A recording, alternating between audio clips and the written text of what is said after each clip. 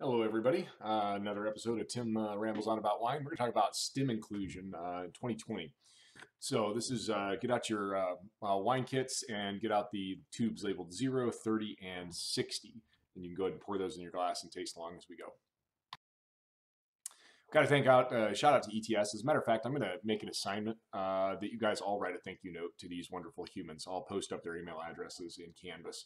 I think we ought to let them know how appreciative we are of them right now, and I think that would be really important for us to be able to do for them. I think they should be acknowledged for all the help they give us. So that's our new goal to talk about that. So I want to go back to our 2017 trial. This is where we started this whole thing. And what I'd like you to do before you get into this is you can go ahead and pause the lecture if you haven't already. But you notice in Canvas, I've got the September 2018 issue of Wine Business Monthly posted up with this trial in it. So if you guys would like to read through it, that's really, really good reading material. So you should go check that out before you go through here to familiarize yourself with the process. And we got the cover of it, which was really cool. Just have a little community college up here in Eastern Washington where we're on the cover.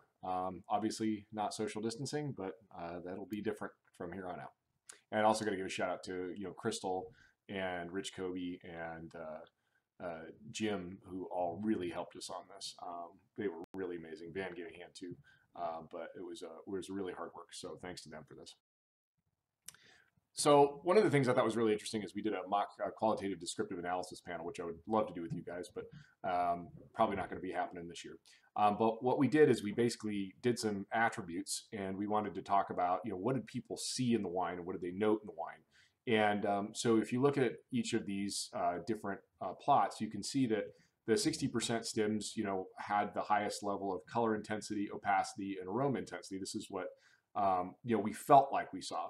But we also saw that it had enhanced red fruit, enhanced blue fruit, and then the most vegetal of the whole group happened to be the no stems, which I thought was really interesting. As we always think about removing stems to get rid of those type of aromas, and in this particular case, we got a fruitier wine by adding stems.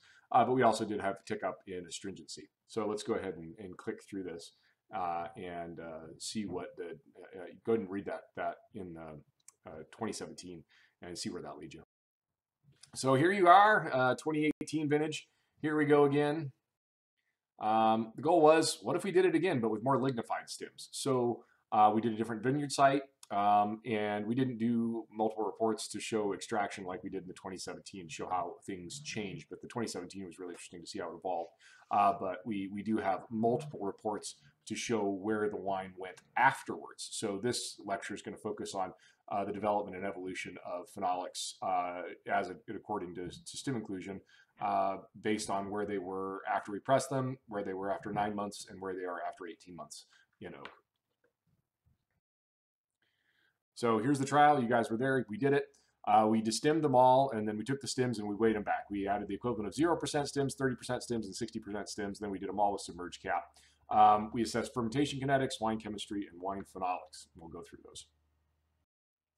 So I got to thank out to Dennis Hyatt, Joseph Christie Vineyards. And this is what we saw coming in. And 26 Brix, glue through of 275, tons of potassium. pH is already high, TA is high, and there's plenty of malic there. So this thing is going to end up a high pH bomb. So some other things we saw in the berries is that they had about 600 milligrams liter of tannin in the berries, which means about as much as we could have extracted. Our total anthocyanins were through the roof, especially with catechin numbers that low, and already a good amount of polymeric anthocyanins available just in the fruit. So this is going to be a big, fat, plush wine. Looking at the basic juice chemistry, it's going to be high pH, and we are going to have a moderate amount of tannin, but so much color that this wine is going to probably end up pretty darn soft no matter what we do to it. So quick things to note, if you're going to wait for those stems to turn brown, man, the sugar gets up there. That potassium is nuts. We're going to have a really buffered wine. We could have added acid, but then it invalidates the experiment. We could have added water, but we didn't. So we were just trying to look at what we'd get out of this if we just ran it straight and didn't mess with anything. Try to limit the number of variables. So here's a great picture of Sabrina for hauling over some stems. lifting it up and dumping it in. And good job to Weston and Keith for manning the stables and keeping it going. And here we go, looking at those stems in the barrel. Looks like we got some leaves in there too. Just a whole nice big mixed up mess of stuff.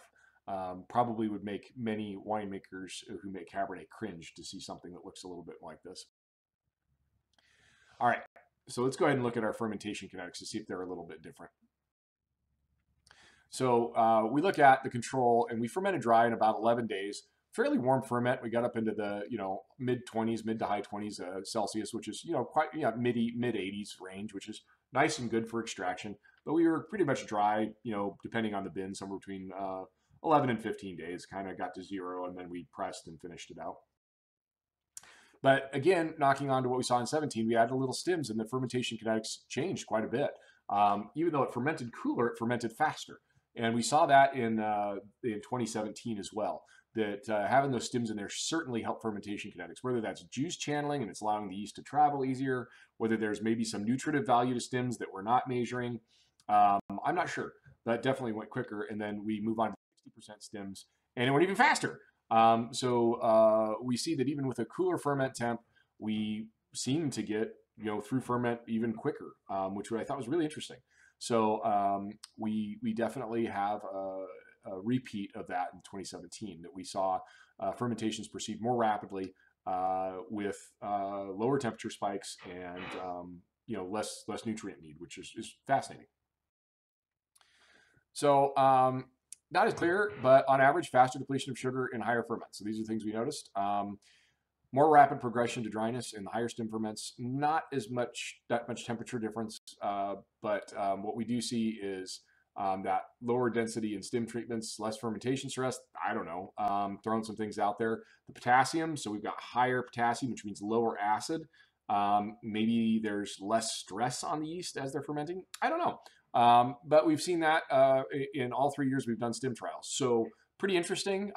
So even when we kind of knocked on in 2019, where we did it with foot stomp fruit, we did see a more rapid progression in the stem inclusion fruit. So whole cluster does have some effect on fermentation, it looks like, at least with Syrah in Eastern Washington. All right, let's talk about chemistry. And we're going to kind of go through in a temporal way, looking at how wine chemistry has changed over time. So I wanted to do July of last year, and this was the titratable acidity as of 2019 in grams per liter. And then what we did this winter is we put these outside and got them cold. So I wanted to show you how some things evolve based on time. So remember all that potassium. That's going to kind of come back to show us something here in a second. So after we cold stabilize, note that, wow, we have a real diminishment in titratable acidity. These have virtually none. I mean, these wines are going to be so fat. And we saw the TA drop precipitously as that potassium went ahead and interacted with the tartaric acid. And I would be willing to bet you, as we move along a little bit, that there's no, if we were to measure actual tartaric acid in these wines, there's probably almost none left. Very little, probably less than a gram per liter. Most of what is in here in terms of acid is going to be either acetic or lactic or some fermentation-based acid like succinic. But really interesting change in titratable acidity. Definitely dropped from last year to this year. And our pH from last year's, these are all real high, 411, 413, and 419. And again, went up as stem inclusion went up. And we believe that there's quite a bit of potassium in the stems, and we think that's kind of not only contributing to the buffer capacity, but also deacidifying. But one of the things I thought was really interesting is even though we did lose quite a bit of acid in terms of titratable acidity, almost half a gram, which is significant, the pH was pretty much unchanged. And this just leads me to think that these wines are just incredibly buffered. And it just doesn't really matter where the acid's going to go. The pH is going to kind of stay the same. And so, well, let's go ahead and take a look at potassium. So this is just a smack directly into my mouth, because I've never seen potassium levels this high in wine. This is a number you'd see in cider. normally we see the carrying capacity somewhere between 700 and 1,000 milligrams a liter of potassium. The fact that this has this much potassium in it is insane, especially because it's been cold stabilized. So I am thinking that there's very little tartaric acid left in this. And again, we saw that sort of increase due to more stim inclusion. But I tend to think that there's so much potassium in this wine that is going to really change the mouthfeel. So I tend to think that you're going to taste these and note that kind of salinity and fatness that we see in these hotter sites where huge amounts of potassium are dumped into the fruit. And Syrah is a really good wine to do this. And I'm really looking forward to the fact that we're going to start measuring more potassiums. But I think that's a big driver in mouthfeel, especially in places like the Rocks District, where you get that kind of saline-esque quality to the wine. And I think a lot of it has to do with just simply potassium. And those wines have so little tartaric acid in them naturally that they precipitate out, and then you get this kind of really interesting mouthfeel. So, I really am excited to see where, potassium is driving our, perception of mouthfeel in wines. Another thing we want to talk about is ethanol and ethanol change over time. So these are high booze, and we saw this again where the 0% had higher alcohol than the 60%. And a little less fermentation stress. Maybe it's a little bit easier for yeast to ferment.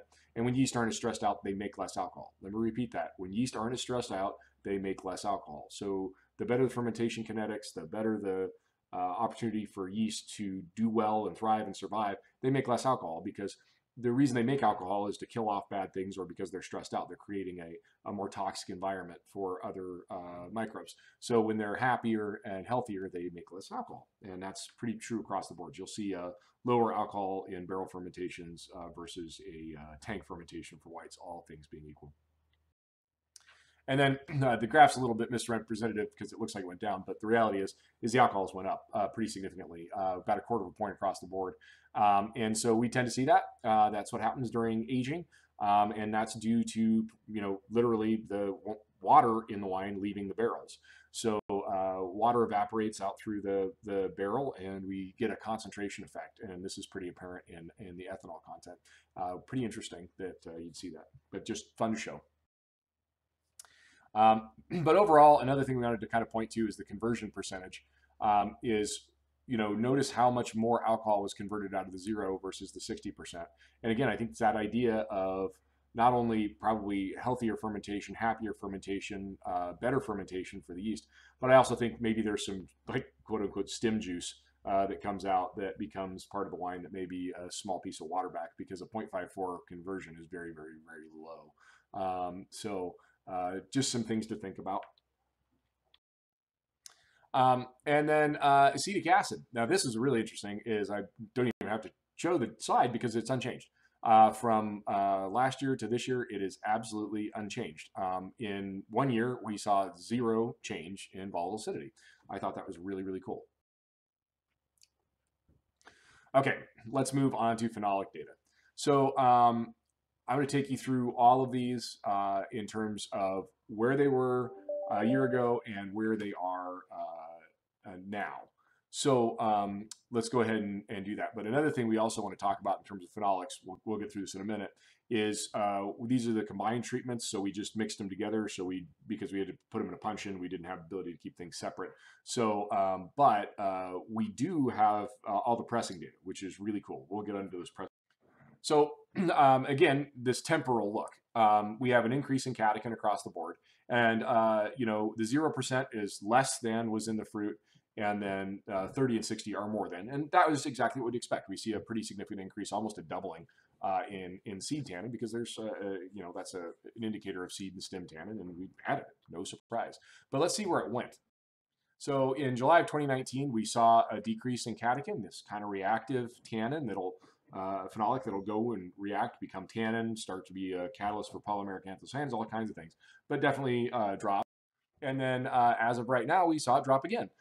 So we see a reduction of, somewhere between, 30 and 50% in terms of catechin, 30 and 40% in terms of catechin to it drop out. So whether it's dropping out, precipitating, or becoming a part of something else, I tend to think it's becoming a part of something else, and we'll look at that. But pretty neat. We saw that just in a temporal space. We see that reducing.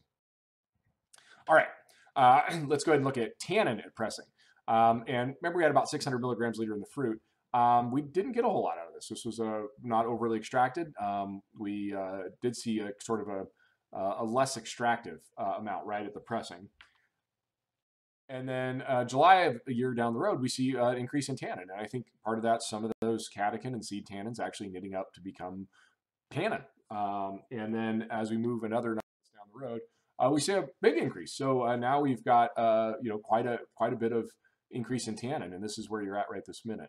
So we did see a precipitous growth in the amount of total tannin. And again, tannin is just a big old wad of stuff mixed up. So you got color, you got other stuff all in there, and it's just showing up as knitted up tannin. And we saw an increase in tannin, which is a very different situation than we saw in 17, where we saw it precipitate. So tannin has gone up in this year, creating and building and growing larger tannins, whereas in 17 we saw them decrease. Got some ideas to why that is, and we'll get to that in the conclusions. We talk about anthocyanins being labile and going away. So here's what we had at pressing. Remember, there's 2,400 coming in tons, and still this is a lot. 900 milligrams liters. It's pretty significant, but we did see a decrease in anthocyanins. And whether that's because there's more stuff to polymerize or whatever, we did see that trend kind of continue on. And then as of July last year, anthocyanins decrease again. We see them go down. They're labile, I would expect that, but didn't decrease very rapidly, to be honest with you. That's a pretty slow decrease compared to normal. I think that's because it's such a high pH wine and we're running higher SO2s, probably slowing some things down a little bit.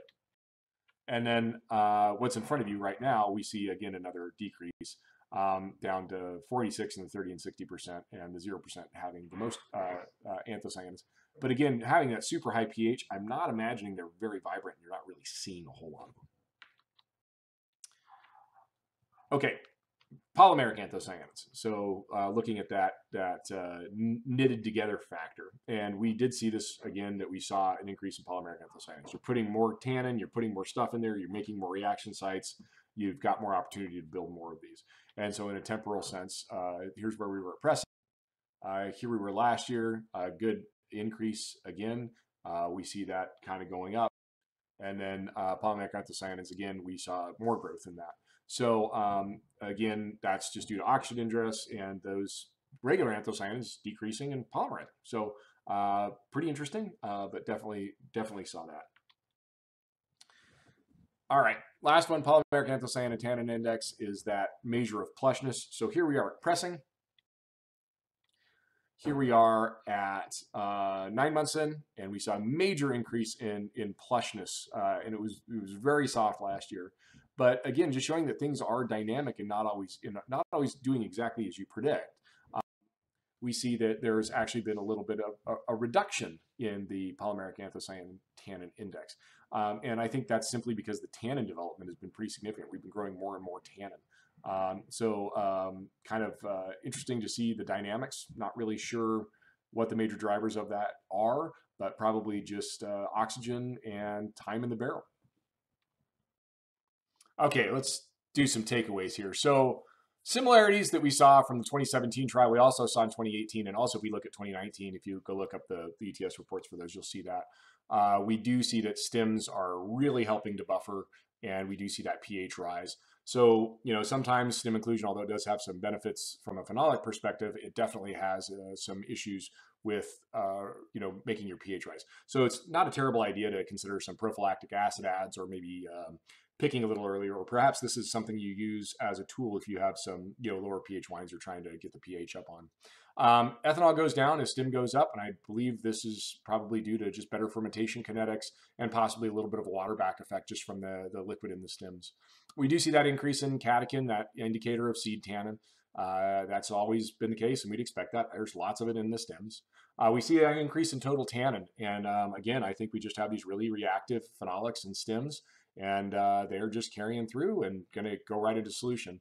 And we also see that increase in polymeric anthocyanins, and I just think it's an increase in everything. You've increased all of your phenolic mass, you're going to get more of it. The differences that we didn't see, we saw a decrease in total anthocyanins with the lignified stems as they increased, and I'm not sure exactly why that is. Just something we noticed. The differences in tannin are not as dramatic as with the less lignified stems from 2017. So I think there's a lot more reactive stuff in greener stems. So you do see a big change the greener the stems are in stem inclusion. You see a lot less with the more brown and lignified stems. And again, we saw that anthocyanin decrease as stims increased. And again, that was hazy in 2017. And again, polymeric anthocyanins increased as stims increased. That was increased. It was kind of hazy in 17, but we saw it a lot clearer in 18. But what I thought was really interesting is tannin seems to be more stable in the 18. And there was a precipitation event in 2017 where we saw, over and over again, we saw tannins drop every single time we measured over the course of the 18 months. Whereas we saw an increase in 2018 where the tannins got bigger and bigger. And I'm just going to throw this out there. My guess is higher alcohol. The 2017 wines were about 13.5% alcohol, whereas we're sitting on, closer to 15, almost 16% alcohol.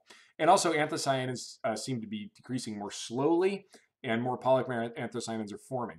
And I'm not exactly sure why this is. I don't have, again, a really clear picture. But my guess would be different SO2 levels. And we're running maybe a little bit more SO2 because the higher pH. But again, not really clear.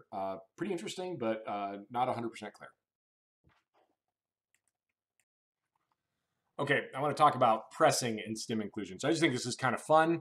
We did it. It's cool data. And it might help you to figure out how you're going to influence your wine. So this is one of those things we always try to think about is, what things can we learn from press fractions? So if we take a look at the left, and obviously you don't have these to taste, but we see that pressing, depending on the treatment, does have an effect on our catechin levels. So again, as we see the increase in not only stim content, but also as we pressed, we got a little bit more seed tannin. So this is really interesting to see this rise up. And then here's another thing that I thought was interesting, and this is really exactly as your brain thinks it would be, is that we see 0 in the free, and then we see the free run, and then the press fraction. The free run at 381 total tannin, the press fraction at 515. Huge increase in tannin. And again, this is what you would think would happen. But in our Bordeaux's, we see the exact opposite. So we tend to see a reduction in tannin in the press fraction. So this was really interesting to see in this case, that in all cases when we pressed, we got an uptick in total tannin. And then this is also another thing that was interesting, but again, totally exactly as you'd expect it. Here's our anthocyanins from 0% free, and then at the press fraction, going up. So we see our at 929, then it goes up to 1,000 milligrams a liter, 915 up to 989, and 876 up to 955. So again, reflection of the total treatment that we had, this anthocyanin number that went down as our stim content went up, but also on top of that, it was down in the free run versus the press fraction. There's much more in the press fraction. So anyway, just fun data. Major change in free run versus press fraction. But what's really interesting is when we do this in highly sorted Bordeaux wines, and hopefully I can get some of these things up for you guys, we tend to see just the opposite in Cabernet. That we see a tannin decrease, especially if the wine's been macerated for 10, 15 days. But we see a decrease in total tannin and especially polymeric anthocyanins. So just a very different makeup than what we see in the Bordeaux's. But I thought it was kind of cool. But one thing I will say is that press cuts have a way bigger impact when stims are involved than when they aren't. The taste difference that I can't explain to you here in a talk was very different. For those of you that are there to press, or when you were pressing, I'm sure you could really get a big sense of that. So feel free to mention it in the comment section if you were there when we were doing the pressing. If you can remember back to that, what that tasted like, it'd be kind of fun for that to share with other people. Unfortunately, we couldn't keep them separate for tasting. So let's conclude this and wrap it up. It's not in our heads. Stim inclusion is a very, very powerful tool for varieties such as Syrah. And the things we expected, we have a decrease in acidity. Again, that potassium is going to pull that acid out. The catechin we'd expect to go up, and it did go up. Tannin we would expect, because we've got more reactive phenolics in there, to just create more phenolic mass. That's going to go up.